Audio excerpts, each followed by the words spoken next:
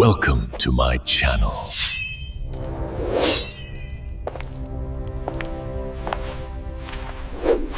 In a house built on bloodlines, one boy was born to be forgot. The question hung in the air, a silent challenge. Were these two truly capable in battle?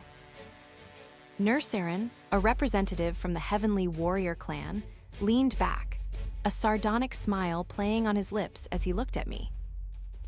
He found something amusing about my proposal, but I just smiled back, ready to show him exactly what I was talking about. His amusement quickly turned to frustration as he gestured around at his own warriors, then back at me. You want us to take two people who aren't even immune to poison and can't last long without water into the desert. Are you looking down on the desert itself? I calmly explained that while they might have their physical limitations, they were capable, and perhaps more importantly, not too clever, which I found useful. Nursarin's hand twitched, a quiet acknowledgement of my words, even if he still looked skeptical. The air shimmered, the light itself seeming to shift as he rose.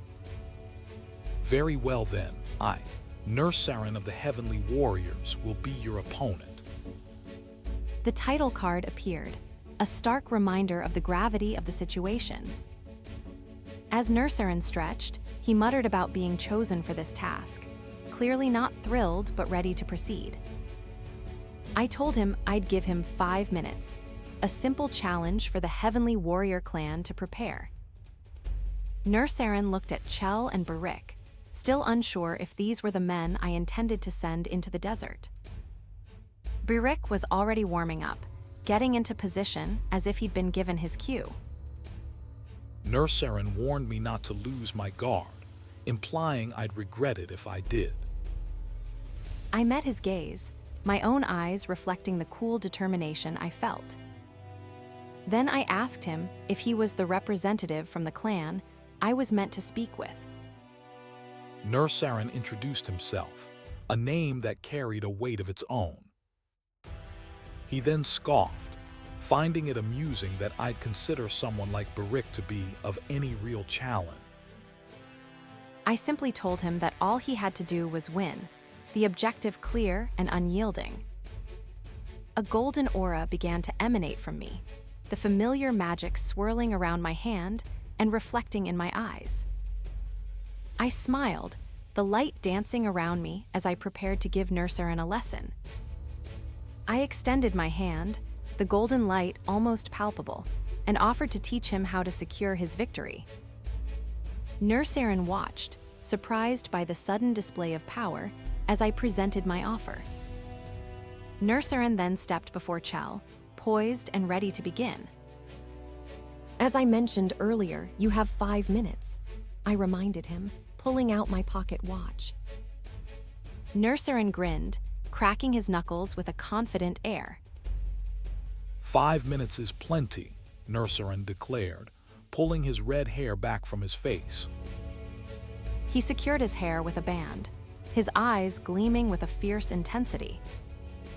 He looked up, a smirk playing on his lips, ready for the confrontation. A sudden burst of energy erupted as the fight began. Nursarin launched himself into the air, a whirlwind of motion. He came down hard, throwing a punch that Chell expertly dodged. Chell moved with a dancer's grace, his movements swift and silent. That would be you, wouldn't it, Nursarin? Chell moved again, a green aura trailing behind him as Nursarin was caught off guard. Nursarin reeled, his eyes wide in surprise as Chell's magic-enhanced speed caught him completely off guard. Chell had him by the collar, a smirk playing on his lips even as Nursarin glared, trying to regain his footing. Nursarin threw a punch, a desperate, wild swing that Chell easily dodged. You're still swinging your fists. He moved again, shifting his weight with practiced ease. I'm right here. Nursarin tried to block, but Chell's foot was already in motion, a quick, precise strike. The kick connected, sending Nursarin stumbling back, a grunt escaping him. He grit his teeth, the force of the blow evident on his face, but he was still on his feet. Nurserin straightened up, adjusting his stance, clearly not giving up yet. He wiped his mouth with the back of his hand, his gaze fixed on Chell, determination hardening his features. Chell, on the other hand, just smiled, looking entirely too pleased with himself. I watched the exchange, noting that Nurserin still had plenty of time left to work with. Then I watched Chell move, a blur of red hair and white linen, a burst of magic crackling around him. I remained perfectly still, observing the fight unfolding before the estate, a faint shimmering shield of magic protecting me from any stray blows. My gaze was steady, calm, betraying nothing of the calculations running through my mind. Nurserin, to his credit, was a formidable opponent, but Chell was moving with a speed and precision I'd taught him, dodging a kick meant for his head. The fight was close quarters, a whirlwind of fists and feet, each blow carrying real force. Chell landed a punch, Nurserin's head snapping back, but he recovered quickly, his eyes narrowing in fierce concentration. A moment later, Nurserin had Chell in a hold, a triumphant, if somewhat pained, smile on his face. Nurserin was strong, no doubt, but Chell was slippery, and I could see the frustration building in Nurserin's expression as Chell twisted away. The fight was becoming more intense, faster, and I could feel the magical energy in the air, a faint golden shimmer around me as I focused. Just as Nurserin lunged for Chell, I spoke, my voice cutting through the sounds of combat. "Now, Barik." Nurserin looked up, momentarily startled, as Chell used the distraction to deliver a swift kick. Chell had Nurserin in a tight hold, a grin spreading across his face as he announced, "Got you." Nurserin looked utterly bewildered, eyes wide and jaw dropped, as he tried to process what had just happened. The night sky, with its distant trees and soaring birds, seemed to echo Nurserin's frustrated shouts. "Hey, Chell, get off of me." Chell just grinned, holding Nurserin down with an ease that belied the struggle, and told him, "Ian said all I had to do was grab you. Hold still." He then leaned in, a wild look in his eyes, and taunted, "You would have been dead if this was real." Nurserin, now red-faced and bruised, stared up at Chell with a mix of fury and disbelief. "You," he managed to gasp, as Chell began to stand, looking down at his defeated opponent. I watched the scene with satisfaction, then offered Nurserin a backhanded compliment. "It doesn't seem bad to live like that. Makes you look unique." Nurserin remained on the ground, defeated, as I looked on, my expression unreadable. He lay there, face grimacing in pain and frustration, a small cut visible on his cheek. Chell, still in a state of high energy, then called out to me, "What fatty?" I ignored him, my gaze drifting toward the distant, illuminated windows of the Malin estate, the true prize always in sight. I called out to Barik from the distance, signaling he could disengage from the fight now. Turning, a faint smile on my face, the cool night air was a welcome contrast to the heat of the recent exchange. The demonstration was over. It was time to get back to the actual negotiation. Nurserin glared at me, his face flushed with anger. He was still clearly reeling from Chell and Barik's demonstration, displeased at being so thoroughly shown up. "Are you mocking me?" "Is that what you think, Nurserin?" He kept glaring, his irritation obvious. "If that had been a real blow, you'd be in far worse shape." He finally broke into a laugh, conceding the point. "Fine, you got me. I'll go to the desert with you. Thank you for seeing reason. Now give me something to get this off me. Also, I'm going to make your life hell once we're in the desert, Chell." It was done. I had secured our path to the Heavenly Warrior clan and their chief, Demosha. Time was pressing, so I informed Nursaren we would proceed with minimal preparations. Nursaren simply bowed his head, accepting my terms. We shook hands, and I asked him to convey my support to his chief, Demosha, adding my hopes for God's blessing on her. 1 week later, the day of the peace ceremony finally arrived. Hannah hugged me tightly, begging me to come back alive. Her face was wet with tears as she clung to me. She pulled back just enough to look at me, adding, "And stay safe." I held her close and whispered that I wanted her to quit working here while I was gone, if possible. She looked up at me, surprised, but I assured her it would be difficult now, but it would benefit her in the future. I thanked Hannah for everything she'd done for me until now. I was truly done with this place, with Lord Malin's household and all its machinations.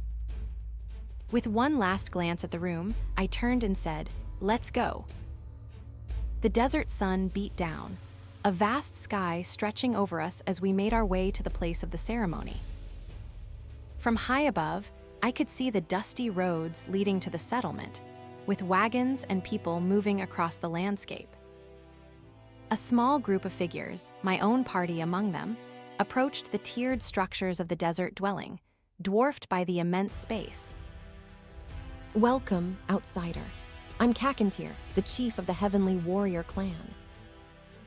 I extended my hand to Kakantir, observing that Chell and Barik were also present. Indeed, it seemed everyone important had arrived for the event.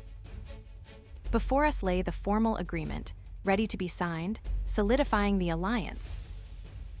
This is a homogeneity potion. Us Bracks will use this to prove our lineage. Both Kakantir and I pricked our fingers, allowing a drop of blood to fall into the potion vial.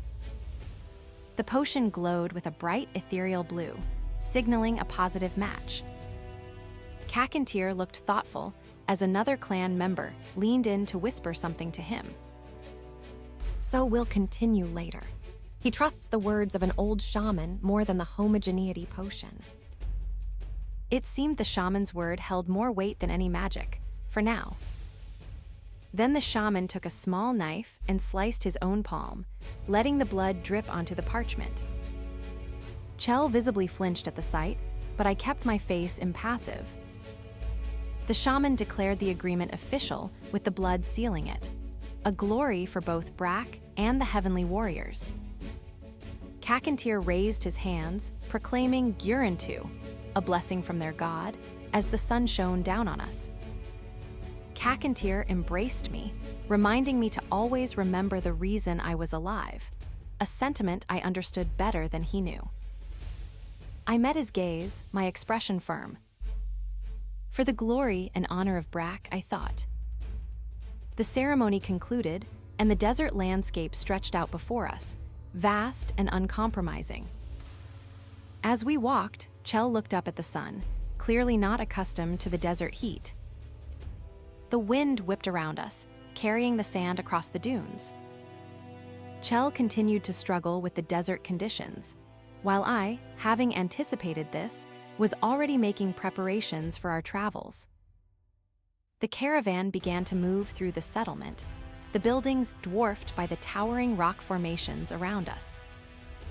A clamor rose from the crowd, a shout announcing Kakantir's return. As he dismounted, his voice boomed, instructing everyone to prepare water and food, a clear sign of the journey ahead. Chell, still struggling with the heat, watched me from beneath his hood, clearly wondering how I remained so composed. A man from the clan approached Kakantir, asking about Vice Head Winchin, a reminder of the clan's ongoing concerns. Kakantir simply nodded, his expression unreadable, before turning to enter one of the settlement's larger buildings. I followed him, the weight of our new alliance already settling in my mind. Inside, the air was cooler, filled with a faint, sweet smoke. Kakantir knelt beside a figure lying on a low bed, a woman covered by blankets. This is Ian, who's going to stay with us as per the agreement with Brack, Kakantir said, turning his head to me as I bowed respectfully. He helped the woman, who I now recognized as Ian's mother, sit up, her movements slow and deliberate. She whispered something to Kakantir, her gaze intense, and he listened closely, his expression serious. Kakantir nodded, his eyes fixed on her, then seemed to steel himself for what he had to do next. She declared my mother worthy, her voice ancient and resonant. With a steady gait, I walked towards the bed, where my mother sat with Kakantir. Then the shaman called out, asking if I, Ian, was truly present. Her eyes, sharp and knowing, turned to me, asking if this was by the will of God. Light flared around me, confirming the shaman's question in a way words never could. The moment lingers in silence. That was the chapter. Subscribe for the next part of his rise.